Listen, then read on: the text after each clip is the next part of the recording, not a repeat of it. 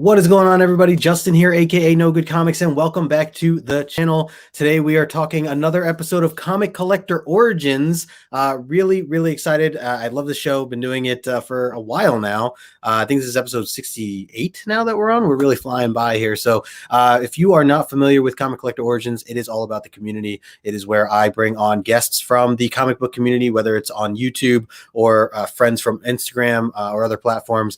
And I interview them and learn more about their origin story, how they got into comic books. I love it because it's, we always talk about origin stories of superheroes and characters in comics and first appearances and things like that. So I just always thought it'd be cool to kind of flip it and find out more about the collectors and the readers and the hobbyists that are in this great hobby and how it all started for them. What their first appearance was at a Comic-Con or at an LCS, a local comic shop, things like that. And the journey's been awesome. I've been meeting so many great people.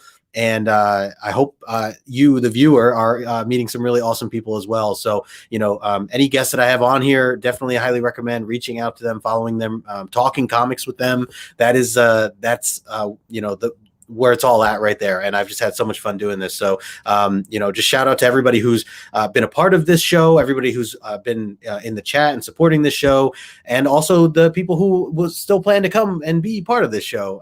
As that's going to just keep going there. There's so many great people in this community, so many great hobbyists and content creators and all the mix that I want to, continue to try to get everybody at some point. So, yes. Before we get into all that, make sure you smash the like button. Subscribe to the channel if you are new. Do appreciate that. If you missed it, I was just live about an hour ago for a couple hours with Haley from Shy Comic Girl over on her channel. You should go check out the replay of that. We were building Legos, which I actually have a little bit of my construction right there for Iron Man. It's not done yet, but that was a lot of fun too. So shout out to Haley. And all right, let's get into this. My guest for today, somebody who I've met over the past year or so through YouTube, chats and comments. He's been a supporter of mine. I've seen him in the chat, multiple times, and he hangs out with a lot of other close friends of mine in this community. Definitely a big community, and the content that he puts out's incredible, very knowledgeable. I feel like he's always bringing something to the table of something that I don't know. When I'm posting stuff on Instagram or talking about stuff in my videos, it's always been helpful. So of course, I'm talking about my good friend Damian, aka Sleepyreader666. Damian, what's up, brother? Hey. Yep. Damian, aka Sleepyreader666. Yes, sir. How are you, man? I am good. I am very happy to be on this show. I'm big fan of your channel. I think of you as the man with the golden voice.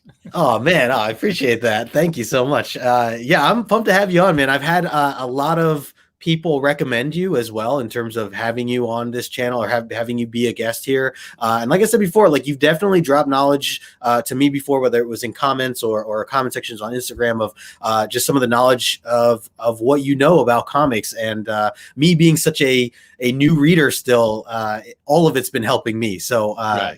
I really appreciate everything you do. And on your own channel as well. I've been looking through a lot of stuff that you've been doing and just love the different lists that you put out there and some of the breakdowns and things like that. So you've been a great community member. I've seen you on multiple other channels before as well. So definitely nice to finally be able to hang out with you the way we are right now. Yeah, very cool to be here. Cool. Very cool. And I only drop knowledge because I've been around so long reading comics that I just got it piled up in my head. But yes. I love readers at all different levels in comics, and everybody coming in is great. Absolutely agree. And real quick, shout out to Damian's t-shirt there. That's a very nice t-shirt you got there. Is that Abercrombie? What is that? That's very, very nice. It's much higher level than Abercrombie. I appreciate it's elite support, fashion. There you go. This is my plug where I say, by the way, I have t-shirts in the link below if you're interested. As we were just talking, I need to mention that more often, right? And I was saying it's great fun to collect t-shirts from different channels that you appreciate or that you're friends with. Absolutely. Really a fun part of it. Totally, totally. And a great way to kind of spread the word about them, especially if you're on other people's channels, or like we were saying, like if you're at a Comic-Con or something like that, it's cool to have that on. And who knows, you run into someone who also knows that channel, then they might spark up a conversation and you make a new friend. So, well, very cool. I have everyone here right now, or if you're watching this on the replay, if you do not already follow Damian, make sure you do so. I put his information in the description below. You can find his YouTube channel as well as his Instagram channel. Those are the only two that I added. I did note, though, that you are on Twitter as well. I just recently discovered. Yeah, I'm probably actually more active on Twitter than Instagram because I got into Twitter, the Twitter comic book stream before Instagram really kind of was a thing. Oh, okay. And so I'm just in the habit of chatting about comics there. Right, but I try to be on Instagram as much as I can because I know more people are there now. Are on there, yeah. It's definitely. It's funny. I'm like newer to Twitter, not newer to Twitter, but newer to the comic book Twitter, as I like had created my account when I created, No Good Comics. But I barely used it, and so I don't know where the spark came from. But over the past 5-6 months, I just said, I'm going to start using this a little more. I'm going to tweet a little more, and immediately I started to discover both the community I already know and also new community members that are only on Twitter, which I'm like, oh, that's so cool. I'm like, you got to come over to Instagram. They're like, no, like you stay here on Twitter, like, all right. Like, so it is a whole other world, which I love because I just love meeting more people. So I'm like, I should have done this a while ago. And Twitter, because I've been on YouTube for 10 years, roughly, Twitter is where I'm still in contact with some people who do not do YouTube anymore. Sure. That makes sense. That's cool. Also, the other good thing about Twitter, I think, is you can put links in. Yes, which I just did when I tweeted this show. I'm like, oh, let me go grab the link because I can actually do that where I can't do that with Instagram. So yeah, no, good call there as well. So yes, make sure you are following Damian. Damian, if you're not already, put all his information in the description below. And so let's say a quick hello to the chat, Damian, and then we will get into the questions. And then I have a bunch of rapid fire questions that we'll get into as well. And then we'll wrap up at the end if there's anything you'd like to share or any plugs or shout outs as well before we wrap up the show. So let's say a quick hello. I see we have about 12 people in here right now. And I should say this too. Damian, I said this right as I was introducing you, that there were a lot of people that recommended that I have you on as a guest. And I don't fully remember all the different people who had, but I want to say, and maybe I'm wrong, but I want to say Unruly Simeon was one and Gore Vidal was another. And I want to highlight the first comment here, Gore Vidal, who had some really kind words to say about you here. That was very, very nice. Yes. Has one of the best comic channels on YouTube. He has supported many newbie channels over the years, including my own when I began. He also is the kind and generous man, the best of us. I certainly echo that, Gore. So very Gore kind. And I have been chatting for years. I've never seen his face or anything, but because he doesn't put his face on videos. Yep. But he's an excellent guy, and I really appreciate that a lot. Yep, absolutely agree. And I just always look at his little picture there and just say, you know what, that's him. That's my Gore right there. Is that photo? I think that's Fantomas, a Mexican comic. So thank you, Gore, for hanging out with us today. Also have my good friend Michael, Sove Collector, in the house, always supporting the channel as well. Good to see you, Michael. Thanks for stopping in. Also, we got my man TM Nerdy Station, Travis. I love Travis. Travis is the best, man. Thanks so much for swinging by. Also, we got John Ross, John Big Daddy Ross in the house. And what's up, John? Everybody? Good to see you. And Damian pulling double duty in the chat as well. I love it. Let's see. James Phelps is in the chat as well. Good afternoon. Hello. Thanks for stopping by, James. Hi, James. We got my man Jamie, aka J Hood Creative, hanging out with us today. Yeah. Good to see you, J Hood. He learned a lot. Let's see. The comic bookworm is in here as well. Hello. I love I just discovered his channel a few weeks ago, and he's nice. He's an awesome guy. Yeah, absolutely. Thank you for stopping by. Cool. J Hood said he'll be listening from his drawing board. Very cool. Oh, very nice. Love artists. Yes. Yay. Jamie's great. J Hood's got some really cool stuff. We got my man Nigel, aka Desired Comics, in the house as well. Nigel traveling all over the world lately. Good to see him out and about doing his usual business.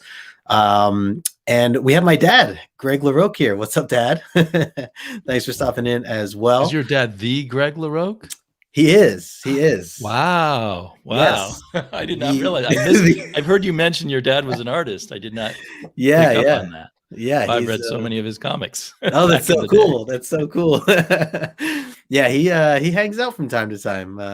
He enjoys these. So, Dad, thank you for stopping by here.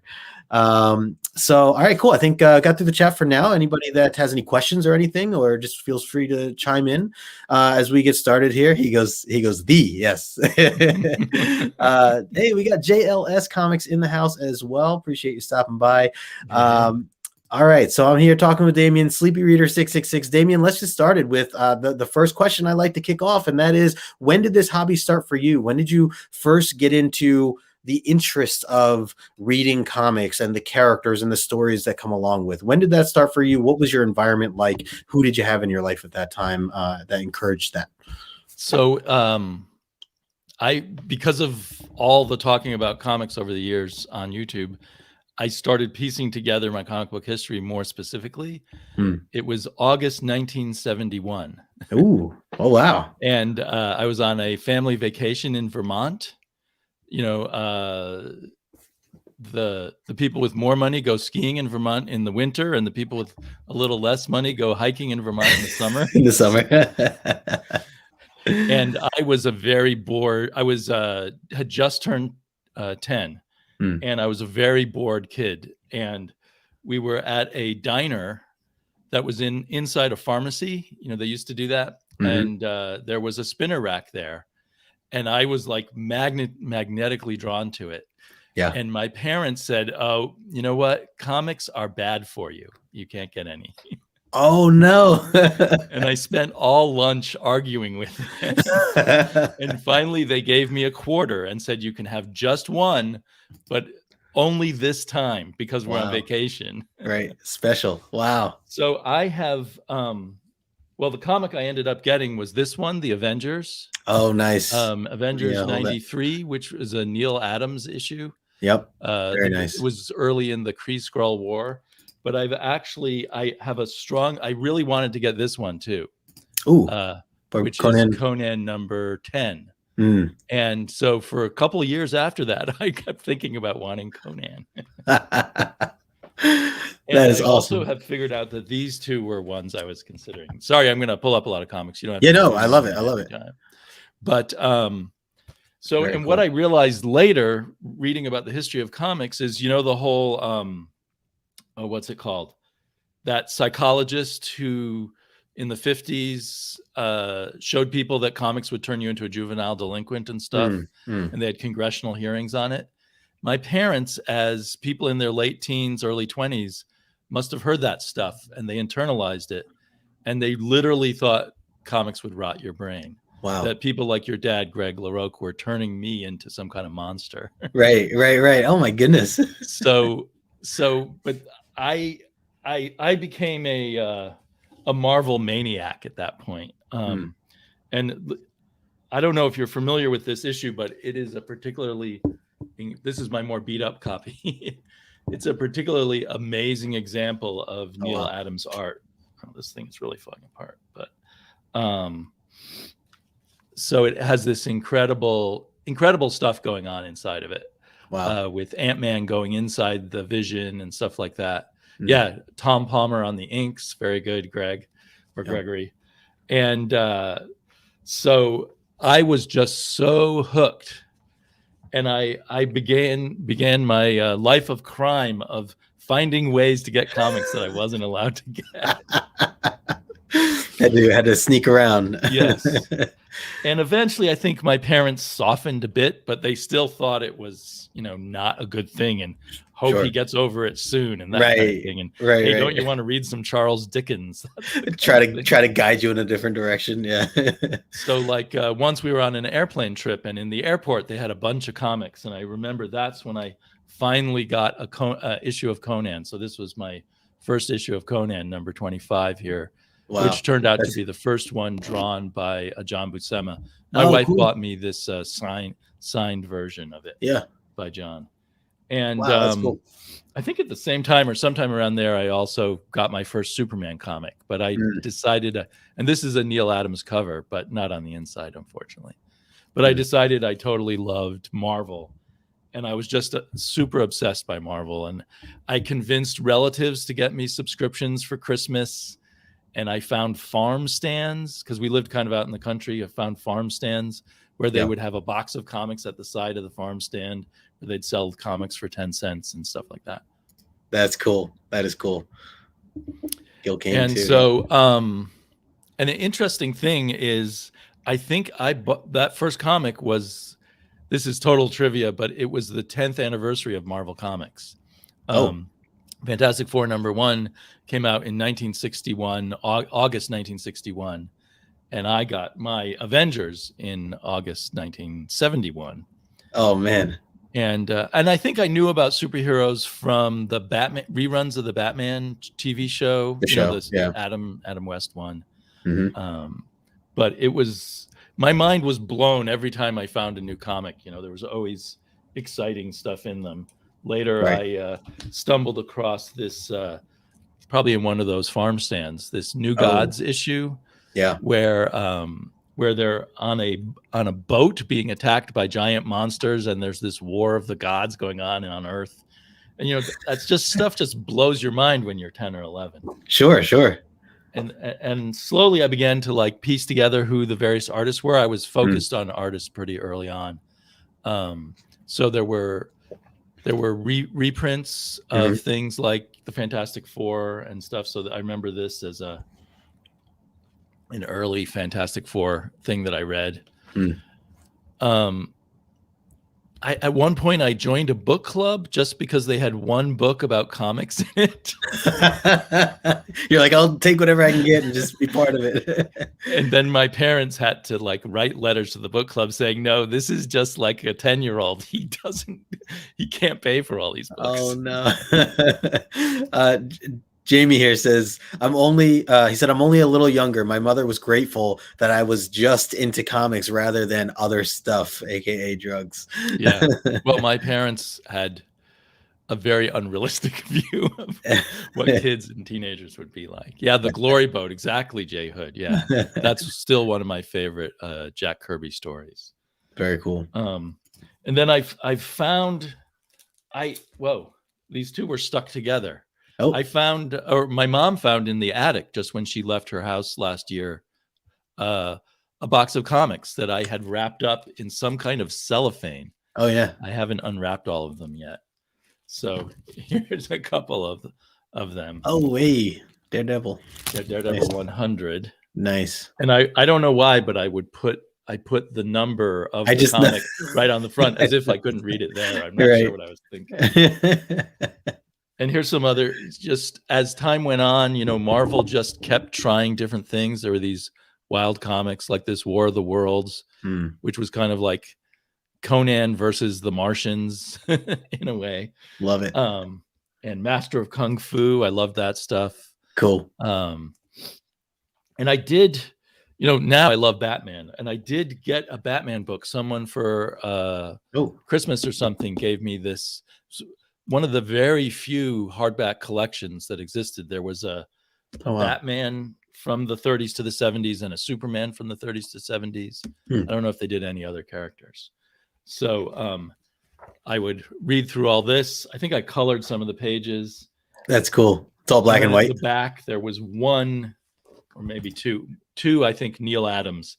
Nice. Things. So Neil Adams was huge for Neil Adams, and Jack Kirby were huge for me. Yeah. Which is kind of the obvious stuff. I now know that being on YouTube, I now know everyone has a similar experience. Right. And I got into ordering things. So there was Friends of Old Marvel. And I don't know if you've seen in previews that Image is starting their 30th anniversary series of comics. Oh, I did. Called Image with exclamation point. And the first one is an homage to this cover of film. Oh, I was wondering. So that's how they got that. Okay, yeah. And I don't. Only us older guys might know about that. And that's cool. You couldn't get FOOM at a store. You had to join the club to get it. And it was edited by Jim Steranko, I believe. That's cool. So there's a they would have amateur art contests and stuff. And then I tried. There was a whole world of fandom. And it was kind of centered, I think, on this newspaper called The Buyer's Guide for Comic Fandom. And it was kind of like the closest thing we had to the internet for finding out about comics. So these are different people's ads for comics for sale. Oh, wow. There'd be a few articles, but it was mostly ads. Sometimes people reprinting old comics or fanzines. So I would order other fanzines through this. So that's the only way I knew that other people existed who liked comics. Who were into it, yeah. And they, oh yeah, like here we go. Neil Adams, they all like the same things I liked. And Neil Adams Index. So did you have, like, at that time, you had no friends that were like dealing with this too, maybe with their parents or like trying to somehow. buy their own? And in fact, I have a really good friend from high school, which was a few years after all of this, but who we never talked about comics, and only in our 20s we discovered we were both obsessed with comics. Oh wow, you guys, it just never came up. People did not talk about it. It was too embarrassing or something. Oh my gosh.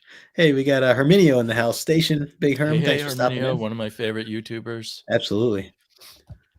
And then another thing is, do you live in the New York area? I can't remember. I'm in Jersey. Yeah, I'm right outside. Okay. I grew up in New York, Newburgh, New York. Okay. So I had a grandmother who lived we moved around a lot, but we kept moving back to Connecticut. Okay. My grandmother lived in New York City, in Manhattan. Okay.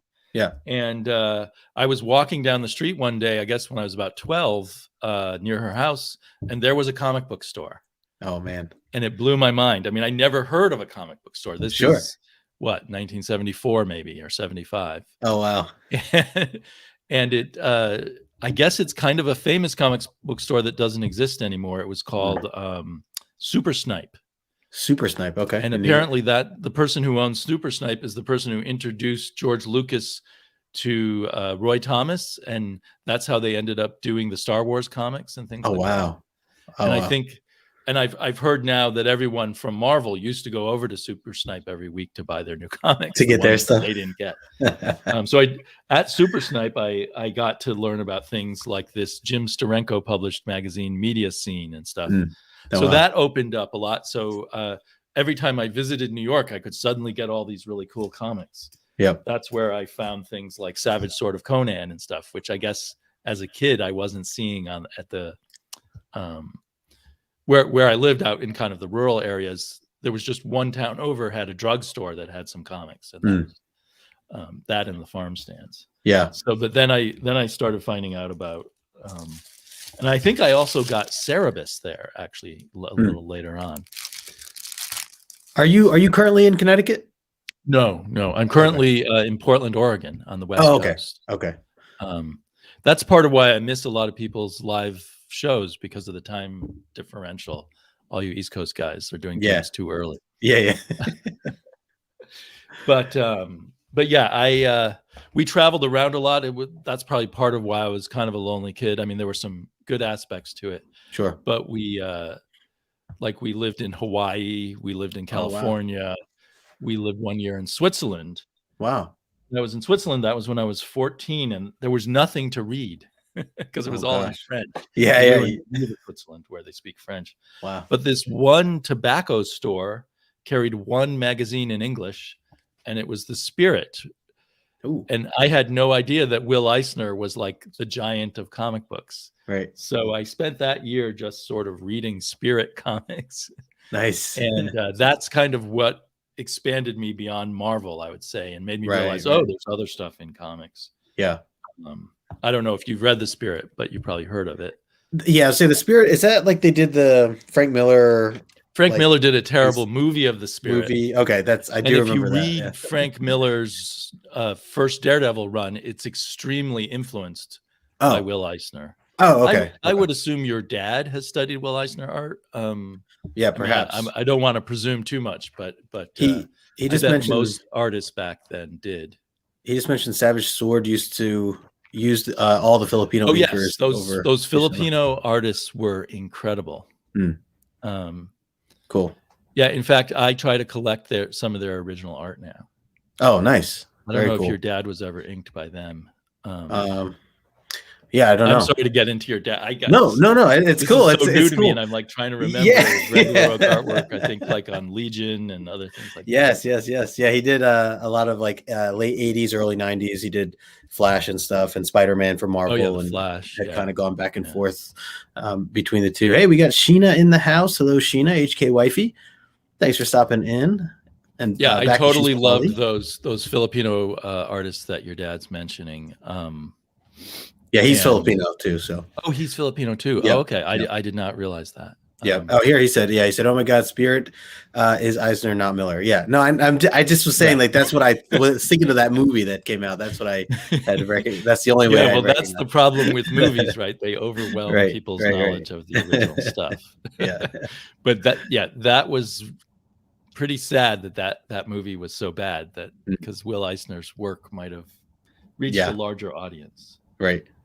And I was so into comics, like I was so excited. Have you heard of Atlas Comics? For 1 year, they tried to start this new comic book company, and I somehow managed to buy tons of Atlas. Oh wow! Well, so was Atlas? Did that get bought by Marvel? Or sorry, was Atlas bought by Marvel, or like did someone take over Atlas at one point? The original Atlas was Marvel. Okay. By Martin Goodman, so it's confusing. And then when Martin Goodman. So I've only learned this in recent years. When Martin Goodman sold Marvel, he had a contract with them that his son would remain as the publisher. Okay. And when they fired his son, he decided to take his money and start a competitor to Marvel. Oh, wow. Okay. And try to, get Marvel out of business, I guess. But instead, Atlas. So people call this later version of Atlas Seaboard. I'm not quite sure why. Maybe Seaboard was a shell company or something. Right. So like this is a Frank Miller, not Frank. What am I saying? A Rich Buckler comic, and this was I think Ernie Colin. Here we've got a Neil Adams cover on Iron Jaw, which was their version of Conan. But nice. Very cool. So I was just like mad about comics. I think it just into my brain. Click. But then hormones hit in, and at 16, I sold my whole collection. Oh man! Except for those ones that my mom found in the attic years later. Right. And I was like, I just sort of assumed, probably correctly, that at that time, girls would not like you if they knew you read comics. Plus, I needed money for gas. Sure. Yeah, you had to go. You start getting out. Driver's license. Right. What's up, Marvin? I see your dad says we need to sneak into a room for some reminiscing. Yeah. Oh, yes. We may be of the same generation, I'm guessing. He invited their artists to a lecture he gave. Than me. That's cool. Nice. Yeah. So, and I think, and maybe like your dad has done, I feel like starting when I did, I've seen comics really evolve and evolve again and evolve again. Mm-hmm. So, I mean, I can remember what a big deal it was when there were some books with Marvel comics, like that you could actually get a Marvel comic in a bookstore. Yeah. And then there was that amazing sort of shock to all us American readers when Heavy Metal came out. And so I think I must have been 15 or 16 when Heavy Metal came out, and I bought a whole bunch of them. And my dad found them and thought they were pornography and threw them out. Oh no! Oh gosh! Oh man! So, whoops! What have I done? I've kind of created a mess. I had an orderly pile here of my show and tell. So I didn't read comics for maybe 3 or 4 years. I was just going to ask how long you were out before the interest kind of kicked back in, or were you even paying attention still, even during the time you were out, even though maybe you weren't buying and reading, were you paying attention to the industry at all in any way? Well, there wasn't much, other than walking into a drugstore and seeing what comics were out. Mm-hmm. I suspect it's hard to remember. In my normal memory, I say to myself, I completely said, no more comics. Mm-hmm. I want sex. Yep. Not that I ended up getting any,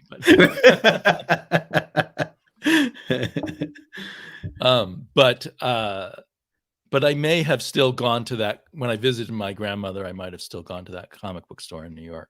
Yeah. And then when I went to college, there was a comic book store in my college town. And I think I wandered in at the right time because I don't have the right issue here now, but I picked up a Frank Miller comic as one of the first comics I picked up when I came back to comics. Oh, perfect. And I fell in love all over again. And this time I had more money. So I pretty much bought, at the time, I bought pretty much every Marvel and many of the DC comics coming out. And then there were starting to be other odd things. So there was this this British comic that showed up in American comic book stores, or at least the one I was going to. Well, this one says Marvel Man Special. It was called Warrior. Okay. And it had those early Alan Moore stories in it. Oh, nice. So without knowing who Alan Moore was, so I feel kind of lucky that I got to sort of be there at the time that each of these changes happened. Yeah, absolutely. Without knowing who Moore was, I started reading Warrior magazine, and it had V for Vendetta and what is now called a Miracle Man, but was called Marvel Man back then. Right. His first deconstruction of a superhero. And then soon he was appearing in Swamp Thing. And so I was hooked all over again. And there was all kinds of, because of the comic book shops opening up, this might be like your dad lecturing you at this point. No, I love this. No, I love this. When comic book shops opened up, there was all kinds of experiments going on. New companies came out. Like there was, so this is Epic from Marvel. I've seen which had that a lot before. Of creator-owned and more experimental comics in it. Okay. And there was a company called Eclipse that did their own kind of more literary grown-up comics. Gore in the chat says Warrior Magazine, another publication that changed comics. And go to Gore's channel. He recently did an excellent video on Warrior comics. Oh, nice. That's the one I was talking about with Alan Moore in it. I just read Alan Moore for the first time, the Swamp Thing, about a year ago. Cool. With some friends, a Comic Shop News. Dan, I don't know if you know him, but I've seen his channel. They had just gotten him and Jennifer from Comics Will Break Your Heart and Gambit. We did like a book club, or they have a book club, and they invited me on. Sorry, I missed it. I'll have to go look. I love to hear people's reaction to Alan Moore. It was we just read the first trade of kind of where he took over, and I remember thinking like that first issue when he first took over I wasn't like into it, and I was very confused, and I didn't realize really he was just buttoning up what the last writer had done. Plot. So really you need to start with the second issue. On the right, which was fantastic, and I was hooked ever since then. So and now I'm just a big Swamp Thing fan and Alan Moore fan ever since I kind of got into that stuff. So I mean, he and Frank Miller kind of rewrote mainstream American comics into a whole new way. Yeah, it's crazy. And they were around the same time, right? I mean, that they were both kind of coming up. And Frank Miller is another one who I'm now just for the first time reading. I'm doing a buddy read with Daryl from Read Your Comics over on Instagram. We're reading Daredevil Frank Miller stuff. We just started with 158, and we're just doing like one issue a week, and we just talk about it. And is 158 before he's writing it? Before he's writing, yeah. So we just we were talking about it, like, do we want to jump in? That kind of jump like you did with the AlanOre. Right. Starting writing it. Yeah, we were like, let's just start with his art, and we'll go from there. And already I appreciate just kind of what I've been reading over the couple of issues. So, but it's been a treat. Well, if you get a chance to find a little Will Eisner, like a collection, you might want to just thumb through that, because that is like a direct line to Frank Miller, I think. Yeah. No, I'd give it a shot for sure. And a hugely influential guy, because he was there at the very beginning of American comics, and then he did The Spirit after a few years. Yeah. Very cool. And I always agree with Gore. Yeah, Epic is awesome. That's why I was showing Epic here. Yeah, I think you can find these pretty cheap too. I was gonna say my LCS has a lot of those. I definitely have seen Epic. Zap Comics that I go to, they have a lot of those older like classics. I they had a lot of horror too of the magazine size, but definitely didn't recognize like who the publishers were. Or they might like Eerie. I know Eerie was a big one at one point. Eerie magazine. You have to look closely. Epic says a Marvel magazine of adult fantasy. Okay. Yeah. See, I don't think I ever realized that Epic was actually part of Marvel, or in that sense. So when the comic book shops became a big deal and new publishers were sprouting up, Marvel realized, okay, we have to do something more. We have to do something more creative. Sure. Not that Marvel wasn't creative in its broader Right. sense, but you know what I mean? Yeah. We have to cover keep other changing areas the game and right. Yeah. So they created the Epic line of comics, much of which was creator owned, and all of it was a little sort of outside the box. Mm-hmm. And then when most of those publishers went under, yeah, I think Marvel ended the Epic line and just sort of went back to just doing being Marvel. Yeah. An amazing thing to me. So this is I have lots of different versions of Watchmen. Okay. This is a hardback single issue of Watchmen. Single issue. Wow, I haven't seen that. Wow. So you can buy a boxed set of all 12, each in its own hardback. Oh, nice. And what this symbolizes to me is, you know, when I was reading those old comics, I was fantasizing that there would be hardback comics and cool things like that. And I never thought it could happen. And now we live in this nirvana of comics, really. Yeah. So I laugh when people say, oh, comics are dying, or, you know, it's not as good as in the good old days. Now you can get so much. Back then it was just the monthly comics at the drugstore or the 7-Eleven. No other option. Right. And now there's so many different choices. Yeah. You can get comics from Europe. I've started reading some more of the interesting manga. You know, so you can have all the old stuff and all the new stuff and stuff from all over the world. In a way, I feel it was easier back in the old days. Yeah. Like you can't catch up with everything, right? Right. So I sort of feel bad as the old guy throwing all this stuff at you. No, but it's great, and it's like the cool thing is, like, at least I have the options to kind of like, okay, what do I want to explore next? And I'm definitely open to any era, you know, of time and artists and creators, and really just to get an understanding of kind of the history of, you know, how things have come to be now, you know. So, and some of them are going to work for you as a read, and some will just be like historical artifacts. So yes, right. It's hard to say. Since I have nostalgia for all these things adding to it, so it's hard for me to say, is this a good read for a new reader? Yeah. But it's incredible what there is to read. And so, you know, like now we just never even imagined things like these comics. Oh, Brubaker. Yeah, Brubaker. I've seen that Pulp there. Yeah, Pulp. I highly recommend Pulp. Oh, nice. This is a Argentinian artist that I first heard about from Gore Vidal again. Oh, cool. Gore is a great connection, I think, to the Spanish-speaking world of comics. You know, you can get your. Sorry, I keep mentioning Gore. No, it's great. No. Hopefully someday you can interview him. He is a part. I would love that. Yes. Yeah, I would love that. You know, there's a childhood fantasy right there, to get a hardback collection of all of Jack Kirby's Thor. It's it's an amazing time. So people who complain, I think they're idiots. Yeah.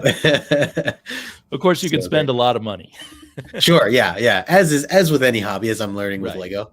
But you can also just go to the 50-cent boxes at a lot of stores and not spend. You know, that's 50 cents is actually cheaper than the 25 cents it was when I was a kid. So. Right. Yeah, it sounds funny, like saying it like that, but it's true. Right, but it is. I mean, 25 cents then is probably worth like $2 an hour. Sure. Yeah. So that's kind of my. Sorry, I threw a ton at you. My sort Don't of apologize. No, I love my this. comic book history was kind of good luck of timing. Yeah, you got in right at the something in my brain made me obsessed with comics. Well, that was what I was curious too, is how that, you know, how you were drawn to this, or why you were drawn to this. Yeah. And I did a lot of drawing as a kid. I almost applied to art colleges. My parents talked me out of that. Man, okay. I was going to ask if because you were saying you were drawn to, no pun intended, but drawn to the artists and the artwork, and I was going to ask if you draw yourself. Do you dabble at all now currently, or? I've dabbled a lot in my adult life, but in recent years less so. Okay. And I was thinking of getting back to it because I recently retired. Oh, okay. I was lucky enough to retire early, and I was going to go do life drawing. Oh, nice. Which I've done in the past. Like when I was single and had more free time, I would go to these nighttime life drawing sessions. Sure. Sorry. That's cool. Tea is coming up on me. So I just retired and then COVID hit. So life drawing is on hold for that. Yeah. Very cool. And I do wonder, like, if I had pursued art and tried to become a comic book artist if I wouldn't enjoy comics as much. Like, yeah, everything you do for money professionally, and you see the negative sides of it. I mean, we're now more educated about the negative sides that happen to comic book artists. Right. Right. But it may be less. So I kind of am glad. I've also kind of made the decision, in the third act of my life, that comics, I've always loved comics, so why not make them my main entertainment? Yeah, sure. I can watch TV with my daughter when she wants to watch it, but I'm going to spend my time reading the comics instead. Right. I'm on my own. No, that makes sense. It's just a really fun hobby for me. Yeah, no, I love it. And I was going to say before too, when you had mentioned like, if how you might look at the hobby different if you were to have gone into it from a work perspective. I was going to mention that for me, growing up and having my dad as my dad, being an artist in Marvel and DC as I was younger, I pushed comics away. Like, I'm new to comics. I'm only 3 years into comic collecting. Like, comics were my rebellion against my parents. Right. Yeah. Like, for me, I didn't want anything to do with comics because that was more of his world. It makes a lot of sense. Yeah. And I had to discover it on my own, in my own terms, I guess, which I did at 29 years old. And, and now I'm here, which really has worked out in a way that, he and I can have these like different conversations now of him. Well, you had mentioned kind of like he has shared stories with me that I've never heard, or that he probably never would have shared with me otherwise. But now that he knows I'm interested and researching older creators and artists and things like that, he tells me all these really cool stories. So it's a cool new way to reconnect again. I mean, we're always connected, but just hearing new things is very different. So, but yeah, like you said, from a aspect of imagine if you got into working in the industry, how would that have adjusted or affected kind of how you view it? Definitely could have played a role. Well, I think it's kind of perfect, because when you're a teenager and in your early 20s, what you did is perfect. You want to create your own identity. Now you have your own identity. You can come back and enjoy this medium that was such a part of your dad's life without feeling like it's shaping you. Right. And then you can talk to him about it as an equal, as an adult, and not as his son who he wants to follow the family trade or whatever it might have been. Yeah, exactly. I wanted to ask you too about like you mentioned you've been on YouTube for over 9-10 years right? My 10-year anniversary will be in April. Wow, that's awesome. So congratulations to that. That's a long time to be on a platform such as YouTube, which it's changed the game for me in terms of just starting to watch more. I've always used YouTube and stuff as it's grown and for other industry purposes and things like that. But from a comic book perspective and as a collector and reader and hobbyist, it's been very helpful. And to find channels such as yours, it's awesome to hear a lot of these different breakdowns and perspectives. And so I wanted to ask you, how did you get into wanting to start your channel? And how did that, where did, the other thing I wanted to ask you was, where did your name come from? Sleepyreader666, things like that. So. Okay. Well,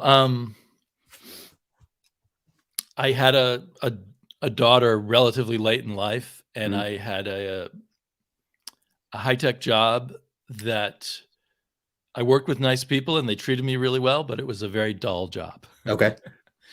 And so I'm trying to think of the best origin, but basically I started getting into comics in a new way when I got an iPad after her birth. It was maybe a few years after her birth, in 2010, I think. So I started just reading tons of comics on the iPad, because I could do that late at night, just pull out the iPad after she woke me up. And then at my boring job, I started sneaking listening to YouTube while doing the most boring tasks. Right. Help you kill some time. And eventually I discovered, first I found comic book review things that weren't kind of community oriented. So I enjoyed them, but then suddenly I found these people who were talking about their comic book origin stories, and it was very personal. And YouTube was better then in the sense that everything it would show you was related to the current video you were watching. So I very quickly discovered this whole relatively small group back then of people who were just talking about their personal experiences with comics. Yeah. And I was riveted, that was like, oh, that's me. And I've been kind of like pushed that part of myself into the back of my mind because I've no one to talk about it with. Yeah. As most people on YouTube sort of have that kind of experience. Suddenly there's a lot. So I had to become part of the conversation. Yeah. So I started putting out videos, but my daughter, when she was young, was a very bad sleeper. And so my videos I was putting up at like midnight after getting her back to bed for the second time. And I was very sleepy. So YouTube said you have to make up a name for your channel. So I wrote in Sleepy Reader, and they said, well, that's not good enough. You have to put a number after it. Because apparently someone else was registered as Sleepy Reader. Right. I've never seen another channel. That's so funny. So the first thing that popped into my mind was 666 because of my name, Damian. I don't know if you've, when I was a teenager, the movie The Omen came out. Yep. And everyone teased me about it and said that I had 666 written on my forehead. Oh man. So it's just sort of a number that I have associated. You've been dealing with it then. Yeah. Yeah. And then people think it's a satanic channel. Right. Yeah, I can see that. I do enjoy stories about hell and the devil, but not from a positive point of view. Right. It's a good story thing to tell. So yeah, that's how it started. And it was a very small community then. Like I think there might have been 50 people total doing these kinds of videos. Wow. So most of them found me right away. Mm-hmm. And it was different then because live videos weren't a big thing. And videos were usually kind of short. Yeah. So it was like sending out a lot of short little messages to each other. Mm-hmm. Eventually I met some of the people in person. I do a podcast with one of them, Matt, who only occasionally does YouTube videos, although he's kind of coming back right now. Nice. His channel's called Wednesday's Serial. So we do a podcast called Never Stay Dead. Nice. Joke on superheroes always coming back. Yeah, yeah. I met some other people who live in the region, but then more recently, with Comics with Bueller coming out, and it was very clear he lived in Portland. And then I met him at a con, and then slowly from there, we have kind of a circle of actual living people we meet up with here in Portland. Nice. Oh, that's perfect. Yeah. But it'll be interesting to see now that it's such a bigger thing, how it evolves, because it changed every 2 or 3 years over the 9+ years that I've been doing it. Yeah. But now, like a lot of people would drop out. People would come in and they would drop out after a few years. Yeah. I think I kept going because not only was there community, but I really liked it as a form of a diary. Sure. Of my my weekly reading progress and things like that. And it felt good to just have a place where I'm just expressing my thoughts however I wanted to it. Yeah. Not worrying about what other people think or what have you. Ironically, because it's in public, but it's somehow empowering to express those things in public. Yeah. And you can go back and look back at, anytime you want and be like, oh man, I remember when I picked this up or I talked about this, or that is a cool way to look at it too, as a diary. Yeah. You're capturing a lot of, kind of history. The weird thing is I can look back and see how much I've aged in 10 years. You don't think about it. I mean, 10 years feels like a short time in some ways, but I look back and say, oh, I was quite different back then. Yeah. Yeah. But I get a lot more sleep now. Yeah, that's good. We'll call you the not so sleepy reader. Not so sleepy reader. A couple people in the chat had some nice words. They were curious about the whole 666 thing. Circumstances was asking, and Inja Binja, she said she enjoyed it as well. A few others. So appreciate everybody who's hanging out with us here today. Oh, we got Manny in the house too. Station Manny. Thanks for stopping in. Sov Collector mentions Ghost Rider and Hellstorm. Yeah. And Hellstorm or Hellstrom, his name is kind of Damian, I think. Oh yeah, okay. Yeah, maybe they sometimes spelled it different ways. Yeah. So I always thought, I'm kind of like the son of Satan. Yeah. He said that's why Gore said that's why I only show my hands, Damian. Yeah. Right, you can only see your hands. See how his age. Yeah. Hey, we got Puff Comics in the house. Hello, Puff. If you guys are just joining right now, I'm talking with Damian from Sleepyreader666. If you guys are not subbed to him, make sure you do so. I put his information in the description below. Absolutely. And thanks for everybody hanging right now. We got 19 people with us.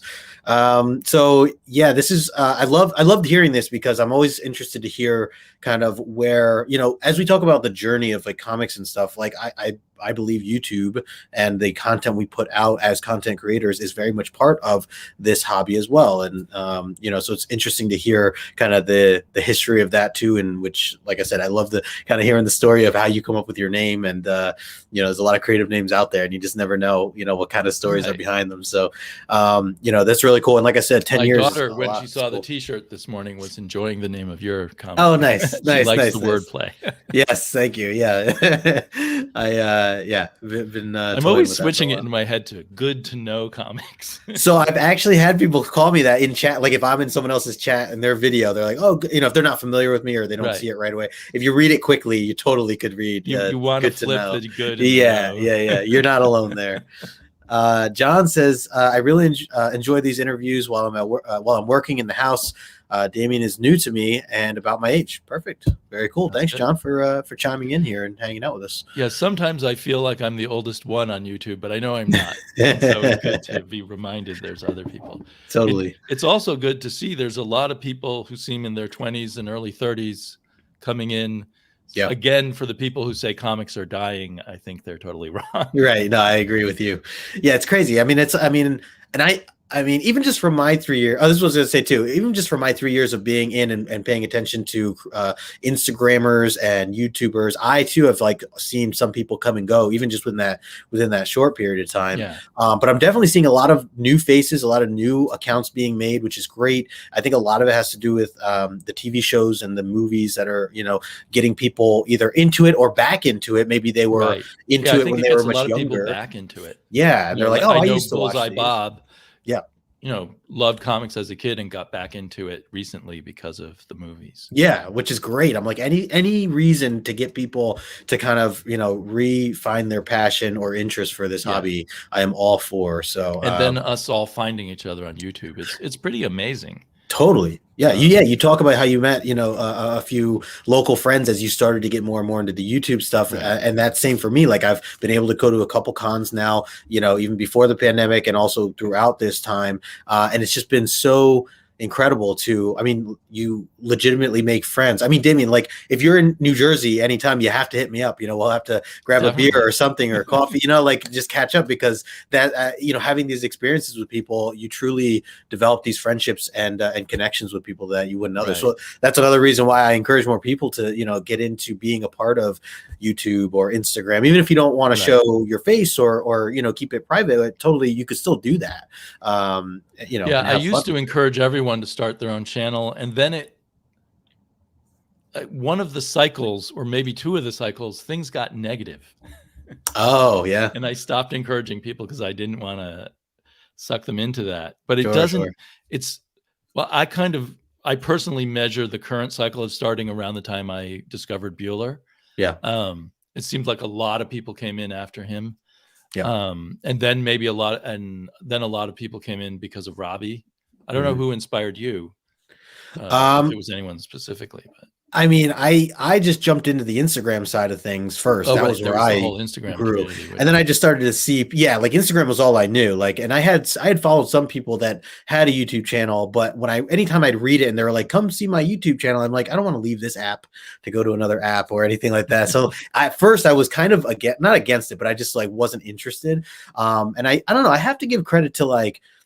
John's Comics with Kids. I think that he was definitely one who I just appreciated his Saturday, which he still does, his Saturday. It's great. I just watched it this morning. Yeah. Yeah. And like, that was just such a, it was with what I was interested in, where they were just genuinely talking about books that they read, books that they were reading. Mm-hmm. And I just appreciated like the father-daughter, bonding and, familyness about the show. And it wasn't, just, about money or speculation or other aspects of the hobby, which Right. again, nothing wrong with, but just for my interest personally, I appreciated what they. So I think that was one big avenue. You know, and you mentioned Bueller for sure. Comic Tom 101, like, you know, definitely it caught my attention. So there were a lot of the bigger, you know, Reggie Collects, a lot of the bigger names even that are still today I consider bigger names. You know, definitely had a way to pull me in, but otherwise I just kind of tripped over it. And again, just with the community and the friends, I started seeing people hang out on streams, and I'm like, that's really cool. Like, you know, and the pandemic, I wanted to note what Inja here had said. The pandemic definitely played a big part. Yeah, because I didn't actually start putting myself out on YouTube until the pandemic. Now, I've done other things where I've put myself out there. I used to be like a Snapchat enthusiast and influencer, and I used to do had nothing to do with comics. So I was always comfortable talking in front of people and putting myself out. I did motivational speaking and stuff like that too. So I had a channel for stuff like that, and so a lot of that stuff, you know. So this was just another avenue where I'm like, okay, we're gonna do it again. Just this time, it's gonna be about comics. And so, but yeah, I think to Inja's point there, the pandemic was definitely a big part for. And that has made the live part of it explode. Yeah. Which is mostly good, but it's impossible to keep up with all of it. Yeah. Because everyone's doing a 3-hour hangout, and we were just talking about that today. You can watch a few. Right. Like you can't watch them all. No, you're right. Especially when they're long. And that's why I feel like you know, we were just talking about this. Haley and I were like, you know, I try to jump into certain chats. I try to catch replays when I can. And at the end of the day, that's why I am so appreciative of the people who watch me, because I know they could be watching 1,000 other channels right now. And it's just so incredible to think that someone will take their time to even just take a moment to like a video or something. It means a lot to me. So I try to keep that in perspective and try to return the favor and support and, you know, do the same for others. But like you said, it's hard, and there's a lot of creators out there nowadays too. So that's definitely another thing to consider. Anyway, what I was saying is all of you guys have come in since what I view as the current cycle have been very positive. I haven't, if there's negativity, it's drowned out by all the positivity. Good. Yeah, no, same here. That's been really great. It seems like, to me, it seems like the community is very healthy. A lot of the people that I know who've been around a long time are frustrated with the speculator videos. And they just need to find the ones that aren't the speculator videos, because there's a lot of good stuff. But it's harder now than it was once upon a time to find the small community that wants. But you are spot on though with that. I mean, just like you just have to I guess put the effort to kind of do the research, or just when you stumble across one channel that you really like, hopefully that channel is like echoing what other great channels are out there, or you can stumble. That's what I like about Origins, is that I can really highlight somebody and say, hey, like, if you like everything that this individual is talking about right now, go follow that person and connect and be friends and follow and support. And, you know, and go about it that way. Because you're right, there is a lot of noise out there. And even with the speculation, like, I mean, I do have a lot of friends who speculate, who I'm very supportive of in that sense. Right. But it's not always for me, that particular piece of content. So I might, you know, talk about other things with them, you know. For me, it's interesting for a few minutes, but it's not what I'm pursuing. So I'm not obsessed by it. Right. Sean mentioned the comic book roundtable that we used to have, which back then it was the only live show. Once a week there was a live show. Yeah, that's cool. And Oddfellow Thoughts was really great, but he, unlike everyone else, when COVID hit, his industry got slammed, and he's working so many hours he stopped doing YouTube. But anyway, hopefully he'll come back someday. But when he was doing it, it was the only live show, which is funny now. And Friday night I'll look on YouTube and there's 12 live shows at the same time. Oh, totally. And the other thing too is like people selling comics using YouTube as a platform to show off and sell. It kind of becomes this hangout / sell comic type thing, which I'm down to, you know, hear the conversations and stuff, which is cool. The Instagram's the same thing, but it takes a lot. It takes up so much time. Yeah. Oh, yeah, totally. Instagram's the same way. Like I've definitely, especially since the pandemic started, I start to see a lot more sellers now, all live at the same time. You know, like you can't just jump into each one. You got to really take your time to even see what's going on. You got to jump in individually. So, but yeah, my comic shop owner pays someone on Instagram 11% to do auctions of his comics. Oh, that's interesting. Okay. And I can see he that. makes more money there than he does in his comic shop. Wow. Wow. That's interesting. And I imagine there's a lot of that going around. Yeah. I mean, that's a job. It is a job all on its own to kind of help, Right. manage and So it's like create being that. a comic book social influencer. You could rent out space to comic shops. Yeah. That's great. I guess Bueller's kind of doing that with Dynamite Comics when they do their auctions on his channel. Yeah, there you go. Yep. So it's fun, but it's almost it's harder now, I think, because it's so big. Yeah. Yeah. Not hard, but it's a little trickier. Sure. It used to be easy to very quickly find all the community members that had the same interests. Right. Damian, I wanted to ask you about, I can only imagine your collection in terms of the size of it. But I wanted to ask if you, and again, I know this question I ask is probably always changing for everybody, but what is the big picture goal for you with your collection? I mean, at some point, are you looking to kind of condense that down, by whether it's by selling or passing them? Do you plan to give your collection to other family members at some point? Do you plan to bring everything to the grave with you at some point, or are you selling? What is the big picture for you right now? Your goals for this hobby? Well, I have 13,000 floppies, and I am trying to shrink that down. Yeah, that's incredible. But what to do with them all? There used to, again, pre-COVID, there was this quarterly comic swap thing, and I was going to bring them to that. Okay. And just sell them all for 25 or 50 cents. Just sort of mostly culling all the modern comics that I didn't think I was going to reread again. Yeah. So, and I'm still working on sorting through those. So someday so hopefully I'll get an opportunity to sell comics that way again. If not, I was thinking of maybe doing free mystery boxes. I've thought of that. Just send them out for the postage. Something. I've actually thought of that too, because I'm they're piling up on me as well. So, I have a basement, so that's where the 13,000 comics are sitting. Yeah, and I love hardback, so I'm kind of torn because I love getting the weekly comics.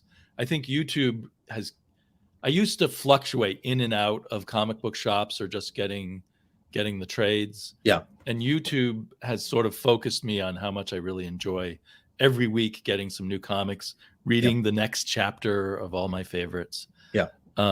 Even though it's a little more expensive. But then I love having hardbacks. So I've been collecting, really nice hardbacks. Yeah. And I think I now have about 1,000 of those. Wow. And I'm just starting to get into hardcovers and things like that. I think they're so cool to have and to be able to flip through easily, bigger collections. So I don't blame you there. Yeah. So I think I don't want to let go of the floppies, but I'm in love with the high quality hardbacks. There's, for the nostalgic part of me, there's things like, these artist editions. Whoa. Yeah. I've seen some of those. That's awesome. So I think I have about 15 or 18 of them. Is that okay? I'll say that's black and white. Some of them are even bigger than this, depending on what era they came out in. Wow. That is so cool. So, and then I did start collecting original art. And the prices shot up in the last year or two, and I've kind of stopped, but I may get back to it. So there's some Gene Colan. Oh, nice. And it wasn't that expensive a few years ago. Sure, it wasn't cheap, but it was, I was doing well enough that I thought, well, I could, get some slabbed Silver Age comics, or I could get some original art. So I thought, I'll get the original art. Yeah. There's another favorite of mine named Gene Day. Oh, nice. Very nice. If he ever inked your dad, I'm not sure. Gene Day? Day. He inked a lot of people. Okay. Interesting. I don't know if he overlapped with your dad's time. I'm not quite sure. Yeah. Anyway, so I had there's some old Silver Age, Bronze Age Superman, I think. Oh, nice. Look at that. So anyway, cool. That's really fun for me to do. Yeah. But I've kind of stopped at the moment. So that pieces like that now cost nearly 3 times what they cost when I bought them. Yeah, and I've that's noticed kind of a that. shock to the system. Yeah, it's definitely a tricky rabbit hole to kind of go down. I have some friends who, continuing to collect some of that stuff, and I've looked into it myself, and definitely pricey. But there's even some current books that I'd like to own some of the originals. And there's some current artists you can get at a good price, and then there's some that are actually quite expensive. I was looking at some on Felix Art, and they were in the $500 to $1,000 range for some current artists, like Bilquis Evely. She's great. James Herron. I was looking at people like that, and they're almost as expensive as getting some old piece of artwork. The older, yeah. Interesting times for sure right now. So I wanted to ask you. I'm going in those directions. Like I said, I retired, so I feel like I ought to have more reading time. Right. I'm kind of the stay-at-home partner in my marriage right now, so that does take more time than you would think. Yeah. I'm the 50s housewife, but nice. I wanted to ask you, Damian, I always like to talk about this. We were just mentioning before, like that there's, you've seen a lot of newer hobbyists come into this hobby, and while some have gone, there's also still many more just coming in. Do you have any advice, or really what piece of advice would you give to someone who is brand new to this hobby? Whether it's from a reading standpoint or a collecting standpoint, or it could be anything random, but just something that comes to mind to you. What kind of advice would you give to somebody? Follow your obsessions. So if you really get into a character, just dive down that rabbit hole. It could be, oops, that's not it. I was trying to pull out a Lois Lane comic. You might love Lois Lane. Just dive down deep and go after all the Lois Lane you want. Yep. And don't worry about what I think one of the distractions is the rise of the key comic collecting. Yeah. And if you love just collecting comic keys, of course, do that. Sure. But don't feel like, oh, I should have all these comics other people have. Just go for it, because really collecting is about following your sort of nerdy obsessions, right? Yeah. And just develop those. Yep. And as a YouTuber, if you're diving into YouTube, do that just for yourself. Don't worry about what other people like, or what will get you more views, because I've seen time and time again, people don't necessarily get more views when they try to get more views, by doing something. It works I don't know why some channels become so much more popular than others. I can't say, but I don't think it helps to try to become like other channels. Right. I think just do you. Yep. And you'll have a good time, and maybe you'll have 20 dedicated friends on YouTube, or maybe you'll have hundreds. But either way, it's a good time. So no, absolutely. So I think a hobby is a way to be more yourself. At work, you have to be the way other people want you to be, but in your hobby, just be you. You make it your own. Yeah. So if you love Lego, do Lego videos. I'm glad that you jumped in there for a little bit this morning. It was nice. Yeah, to see I was actually walking to the bakery when I nice. Out my iPad, and my phone. Yeah, and I saw, hey, a Lego video. Yeah, let's see what that's like. And then I saw you showing some legs. yeah. Got the Iron Man legs hanging right there. And so then I kind of listened to you guys chatting while I was grocery shopping. Oh, nice. Oh, that's perfect. I only watched a little bit, then I was able to listen to you. Oh, cool. Very cool. Well, I totally agree, and I love the advice that you've given here. And again, I just like this part of the segment of the show, because I know there's a lot of newer people, including myself, which I take that advice as my own too, to want to live by and grow by and learn and consider. And I think that, trying to just go deep into the one or two things that you already know you have a passion for, that means something to you, and explore it. And worst comes to worst, you can shift gears a little bit if you change your mind, but at least you are doing it and you're making it your own. And then, like you said about YouTube too, just like, do it because it's something fun that you're doing. Like, during the time, like as long as you got the fun out of it, regardless of if you got 2,000 likes or 2 likes, I've appreciated just having the closer friends that I have that's like here in the chat and people I've that have reached out to me or that I've talked to. I rather that those handfuls than necessarily having millions of followers that I never got get a chance to really talk to. So so it's cool to. And actually, I want to add, because I'm always picking on key collectors. Sure. But it could apply to old geezers like me too. Just because we say you should read Watchmen, that doesn't mean you have to read Watchmen. Again, follow what speaks to you. Yes. I always regret if I've accidentally said, "Oh, you must read X or Y." I only mean to say I love X or Y. It's a great point. I have friends who don't like Watchmen, and they probably feel a little pressured by the rest of us. Or making them say that they like it or something. Yep. No, it's a great point. Like, just even the word should, I always try to keep perspective on that when I throw that word around. Right. It's a very much like here's what I would recommend, or things, here's what I enjoy. I'm always kind of making sure to shape it that way. Although I'm sure I've said should for certain individual books, but it's a great point to kind of also consider, because as somebody brand new, they might really take certain things to heart, and if you're saying you should buy this $10,000 book or you should go read, it might not be for them at the end. You don't have to read Alan Moore to be part of the community. Right. I recommend Alan Moore, but you don't have same here. I respect you if you only read old Superman comics or something. Right.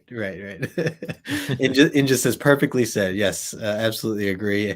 And thank you all for hanging with us right now. We got 18 with us here. Damian, I wanted to get into some of the rapid fire questions with you here before we kind of wrap up. And I'm excited to, dive deep into some of the, I always call it rapid fire, but I always do enjoy when my guests, elaborate a little bit in certain questions, but we'll see how well we do with the rapid. My girlfriend always calls me out on that, saying it's not rapid.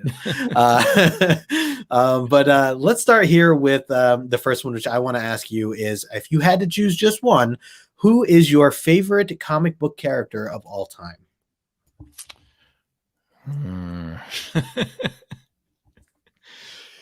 I'll say Ben Grimm. Okay. He's a great character. I keep coming back to him and enjoying him here and there. Yeah. Love it. What about favorite villain of all time? Comic villain, I should say. Yeah. Dr. Doom's what pops into mind first, and that's kind of a cliche. I do feel like Marvel overused Dr. Doom, though. Yeah. I'm trying to think of other villains. I'd almost vote for the whole Flash Rogues Gallery. That they're really fun and silly. Yeah. So I'll either Dr. Doom or the Flash's Rogues Gallery. Love it. I see some people, saying Doom here, and no, not so rapid fire segment. Yeah, we should throw the words "not so" in front of it. It's been pretty quick so far. We're doing good. Dr. Doom is so dope looking. Yeah, agreed. Yeah, he's an incredible creation, Dr. Doom, and many people say he inspired Darth Vader, which might be true. Who knows?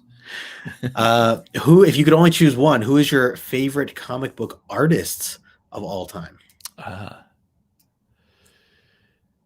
It's really a toss-up between Will Eisner and Jack Kirby, but I guess if I had to pick one, I'd go with Jack Kirby. Yeah, okay. Again, kind of the cliche, obvious thing, but it's well deserved. He's a mountain in the landscape of comics. Sure. Or at least American comics. Even just the influence that he has on so many, even to today, But Eisner, you mentioned Eisner. I'm going to have to go and look back at some of his work as well, because and I'm sure I've seen some of his work, but I have lots of multiple copies of old Eisner magazines. Okay. Oh, I'll get your address. I'll send you. All right. Oh man, no, I would love that. I would love it. Just I'm like, I don't know. I'm sure I've seen some and just maybe didn't realize who it was. But all right, what if if you could have a superpower, what would that superpower be?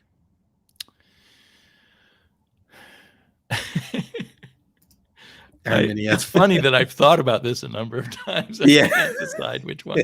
Probably invulnerability. Oh, nice. It's a great choice. Great choice. We haven't had too many of those. Superpower?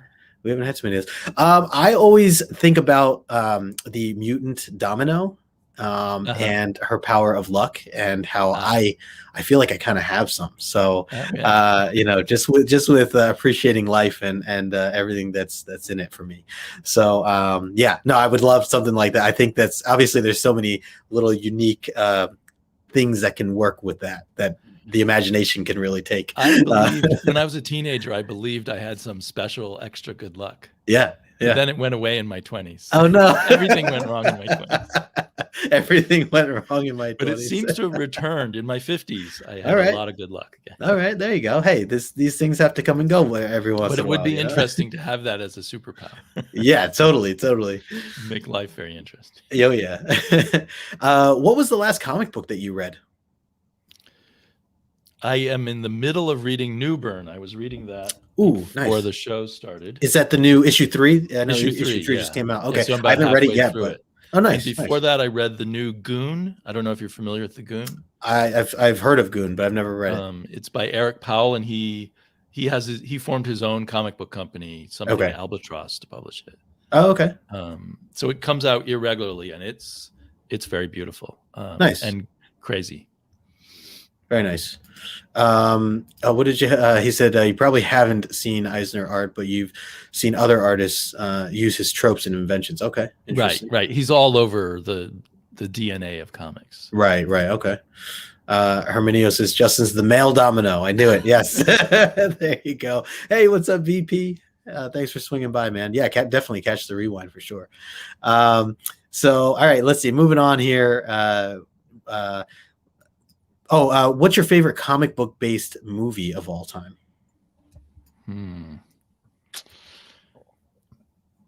I have not thought about that at all.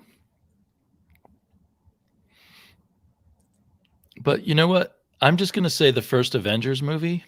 Okay. I thought that brought together all the cool stuff from Marvel into a movie, and I was pretty amazed that they managed to do that. Yeah. Oh, yeah, absolutely. I'm with you there.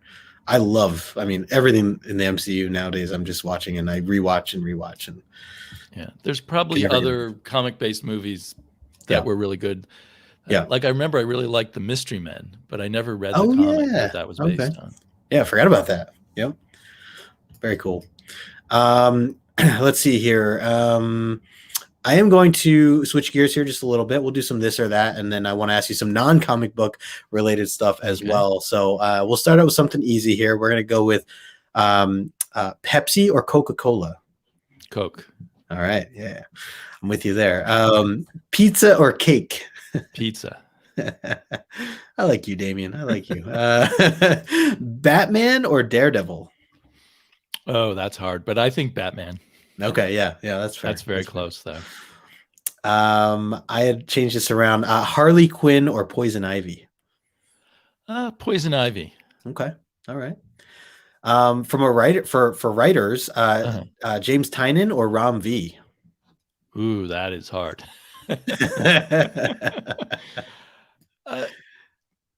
I'm gonna I'm gonna say Ram V.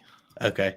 Oh yeah. It's up there both. It's tough. That could change at any time. Yeah. I had one good one. Where did I put this one question I wanted to ask you? I'm going to say Gil Kane or Gene Colan. Oh man, that's hard. But at the end of the day, I'm into interiors more than the covers, and Gene Colan was the better interior artist overall, although they're very close. Yeah. No, that's fair. And Gil Kane was by far the better cover artist, but I think the interiors matter more to me. So let me ask you this one then. What about John Byrne or Dave Cockrum? Whoa. I'm curious in the chat too. So anyone in the chat, feel free to answer some of these because these are. I see some. That's weird because I think Cockrum is more pivotal. Yeah. Like more important stuff wouldn't have happened without him. But John Byrne is perhaps the more exciting storyteller. So I think in terms of the history of comics, I'm going to choose Cockrum. Okay. Yeah. No.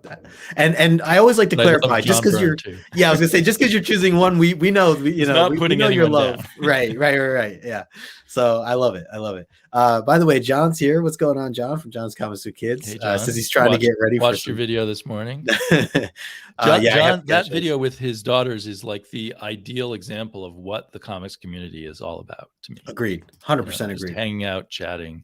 Yep. I'm with you enjoying similar things, even if you don't have exactly the same opinions. Totally. Herminio says, Rod loved Batman and Daredevil. Yeah, that's Rod for sure. He would do the Daredevil. Eric is here. Azor's Tiger. Good afternoon, sir. Thanks for stopping by. With Azor, I have to look. Does Azor have a channel? He does. Yeah. Okay. You should check him out sometime. Very knowledgeable guy as well. A mutant brother, as I call him. Okay. Definitely knows his stuff though, all around. For sure. A lot of people here saying Byrne for some of the answers. Yeah, I think most people would say Byrne. Dad saying vicious questions. Yes, I told you I started out easy with Pepsi, Coca-Cola. Then we went from 0 to 100. We're I may be the only one who chose Cockrum. Yeah, maybe it's close. All right, let's see. Let's get next one here. We'll change it up. I want to go into some non comic book related stuff, but let's start with sports. Are you have any interest in sports? And if you do, what sports are your favorite and who are your teams?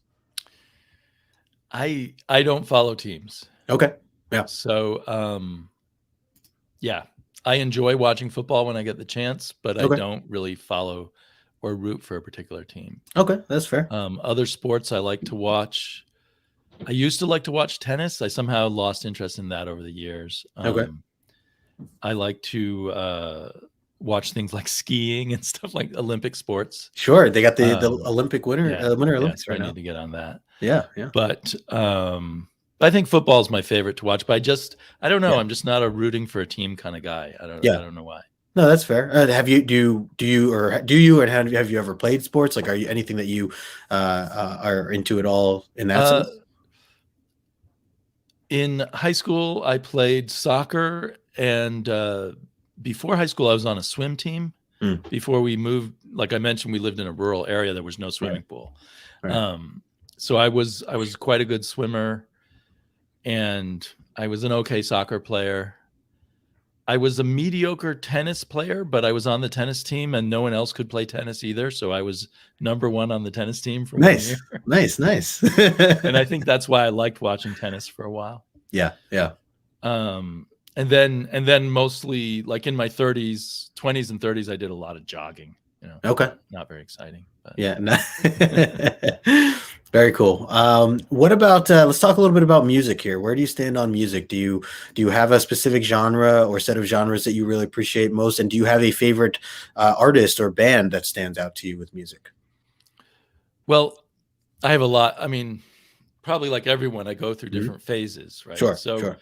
I would say, so I'm going to list a bunch of different genres. Go for it. Yep. Metal.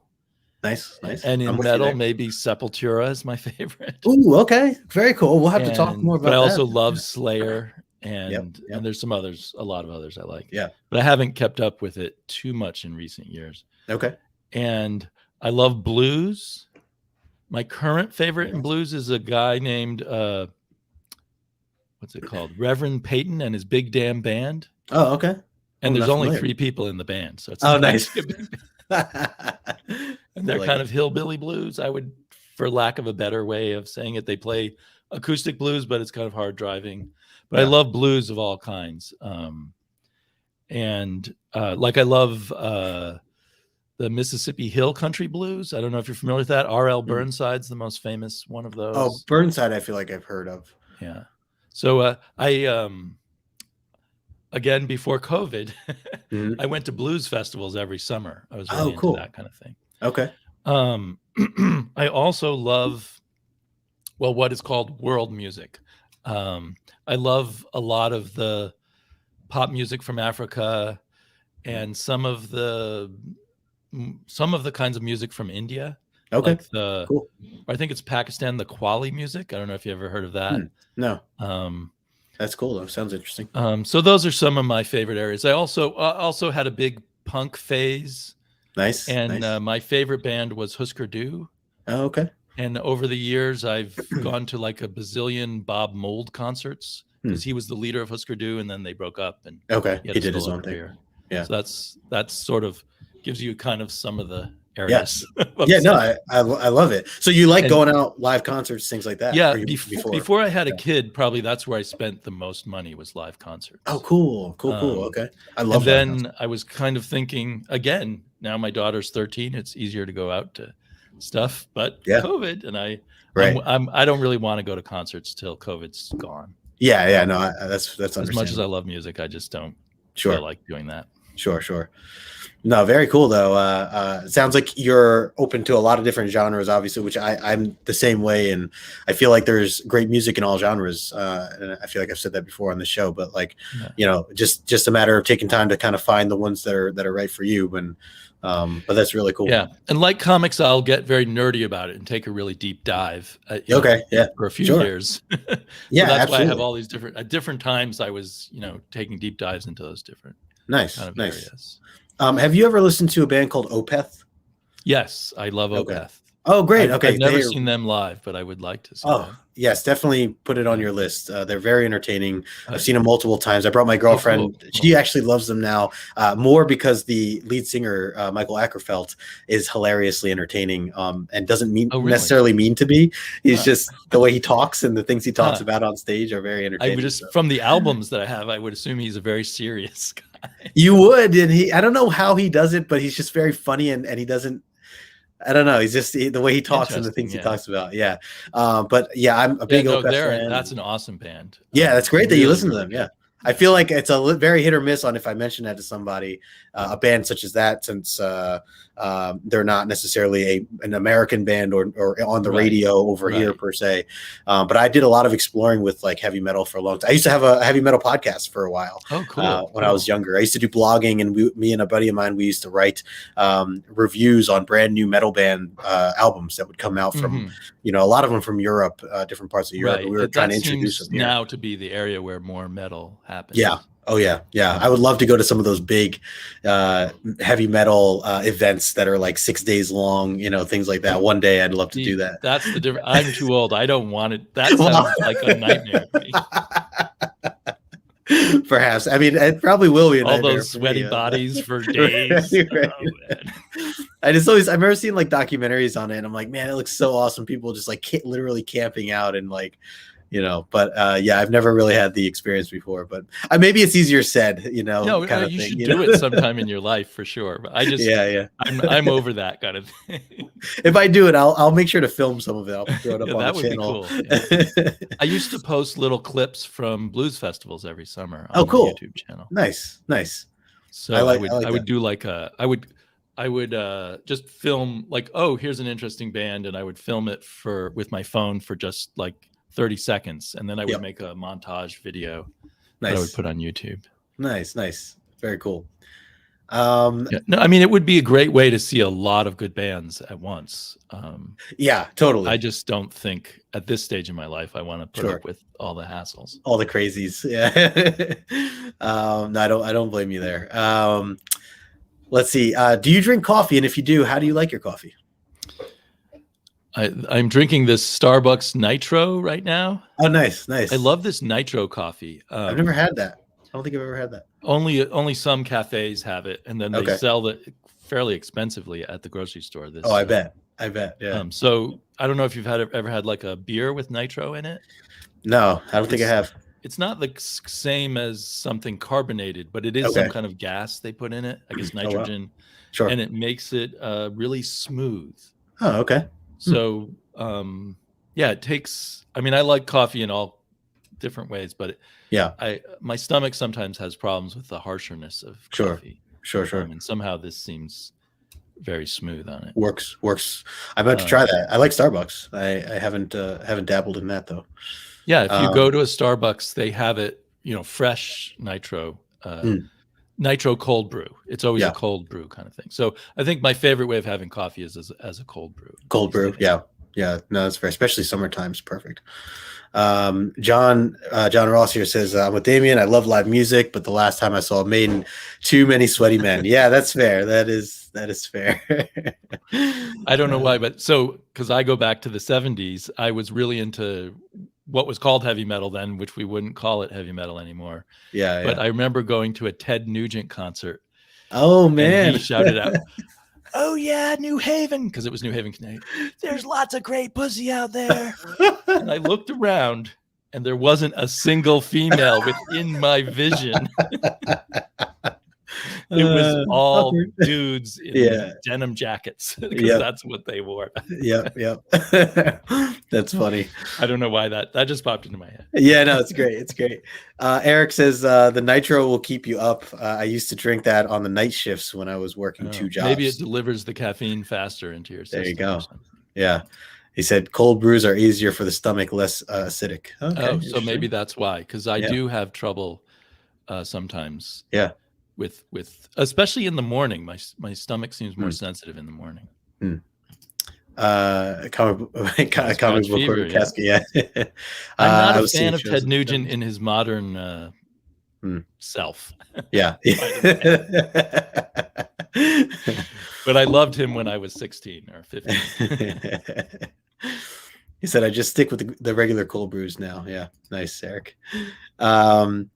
All right, last question here before we wrap up. And again, thanks to everybody hanging out with us. We have to talk food. I always like to close the show out with food, especially as it actually is terrible because I just torture myself because I think about food and then I'm hungry and now I know I have another show coming up and so I'm not going to be able to really eat. So it's really not good for me. But I still want to ask you if what is your go-to like when it comes to dinner? If you just had the choice of anything you wanted for you and the family, whether it is to go out to eat, and again, let's say without a pandemic or anything, completely safe, out to eat for dinner, order in. Something that you cook on your own, cook at home. What is your go-to meal for a dinner such as this? I would say sushi. Oh yes, all right. Oh man, another sushi brother. My daughter loves sushi. My wife has to get some like the teriyaki something or other. But nice. Yeah, we love sushi. Love it. And pizza is my second go-to. Yep. Yeah, Mexican. And Thai food also, but yeah, sushi's probably at the top. Love it. We certainly get along here, Damian. All the answers you've been throwing out here. We can go out for some sushi and then to an Opeth concert. Yes. That'd be great. And then finish it up with a Comic-Con. That would be there. You go. That would be awesome. Yeah, no, I'm totally with you with the sushi and of course pizza. Those are definitely my top two. Mexican food, I feel like I don't give enough chance to because I am not a fan of spicy foods, and my mind just assumes it all is spicy, and I know that that's not true, but because of that, I just usually do not think of it as one of my first, if I get the option to eat whatever. My wife loves Mexican, but she has the kind of taste buds that can't handle hot. Okay. So we find Mexican food that has a lot of flavor, but it's not. Oh, hot. Okay. Yeah. And that's what I have to keep in mind is like, there is great Mexican food out there that's just not necessarily hot or spicy. Mexican is probably the food that is in the US most messed around with, right? Sure. Every different restaurant has a different idea of what Mexican food should taste like. Yeah. Michael says, sounds like pure romance. Yep. With you there, Michael. A lot of people agreeing with the sushi comment here as well. Comic Book Worm and John saying great show. Thanks, John. Appreciate that. And everybody here, thank you so much. That's the last question I have for you, Damian. So before we wrap this up, why don't you just take a moment, let the people that are here right now or watching the replay know where they can find you social media wise, and if you have anything coming up that you'd like to plug, go for it. Well, yeah, you can find me on my channel, Sleepyreader666. I think if you type that into the search, you'll find that. And I am on Twitter at Sleepyreader666 and the same on Instagram at Sleepyreader666. If you choose one, I would choose Twitter because I am posting there every day. I post every comic book I read this year there. A bunch of us are doing a kind of hashtag. It's called hashtag 500 comic book goal. I've noticed that. The real goal is just to show every comic you're reading it sort of in real time. Nice. So every day I post another 2 or 3 comics there. Nice. And that's a lot of fun. And if you want to take a deep dive, there is my podcast called Never Stay Dead. You can find it on Apple, and I just removed it from Spotify for a little while, but I'll probably be back on Spotify in a while. Cool. So, and I think you can find it in other podcatchers too. There we take really deep dives. Right now we're doing issue by issue coverage of Planetary by Warren Ellis and John Cassaday. Oh, cool. Very cool. So I think that's about it. But mostly my YouTube channel and Twitter, I think, is the ways to follow what I'm up to comic book wise. Yeah, very nice. And I did add your YouTube link. Later, I will be sure to update, and I'll add your Twitter account there as well. But that's easy. It's the same, exact same as Instagram. Name. Yeah, yeah. Well, very cool, Damian, man. And again, this was a blast. Was really fun. It was. Thank you. Likewise. I appreciate you being a guest here. You've definitely brought a ton of knowledge, and definitely going to go back and do some of my homework and look up some of the artists and creators that you had mentioned, and even some of the publishers that you had mentioned. I definitely want to do a little more deep dive on that, and just want to catch more of your stuff in general. So again, appreciate everything that you do, being part of this community and the support that you give to everybody in this community. You're a great guy, and I look forward to hopefully being able to meet up with you one day. Maybe we'll have that sushi meal or two. So yeah, you've been a fantastic addition to the comic book community. I appreciate it. One of a number of people who have helped, keep me interested in the newer community. Cool. Really pull me back in. Yeah, that's awesome, man. I appreciate it. And so again, everybody watching right now, and I see a lot of nice comments and stuff along the way. Definitely appreciate everybody. If you're watching the replay, thanks for taking the time to do so. Make sure that you're subbed up to Damian, you're following him, and reach out to him if you want to talk comics, because that's what it's all about. So other than that, I have another show in like 20 minutes. It's actually going to be right back here. No, you're good. You're good. If anybody's interested, we'll be talking about Ultimate Spider-Man from the Michael Bendis run. I'm reading for the first time, and I'm doing it with my co-host Victoria from Read Across the Stars. Her and I are going to have a special guest of not only John from John's Comics with Kids, but we're actually going to have his 2 daughters on with us as well. That's amazing. Kate and Charlie are going to join us. They love this series. I'm looking forward to hearing their thoughts on it. So as a first-time reader for me with this series, I'm really excited to talk some Spider-Man. So if anybody's around, swing by. Again, don't have to go too far. Right back here again, just a different link. I'll be listening while I clean up in the kitchen. Oh, perfect. There you go. Other than that, I have a thing tomorrow. I'll be talking Not All Robots with Steve from Hip Hops and Me over at Team Nerd Herd podcast as well. That's gonna be 6:00 Eastern tomorrow. So if anybody's interested YouTube, even though it's called podcast. Yes, that is their YouTube channel, Team Nerd Herd. I'll probably be throwing the link up on Instagram.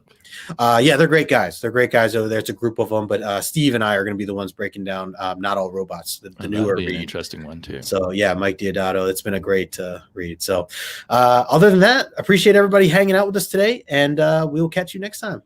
Peace. Bye-bye.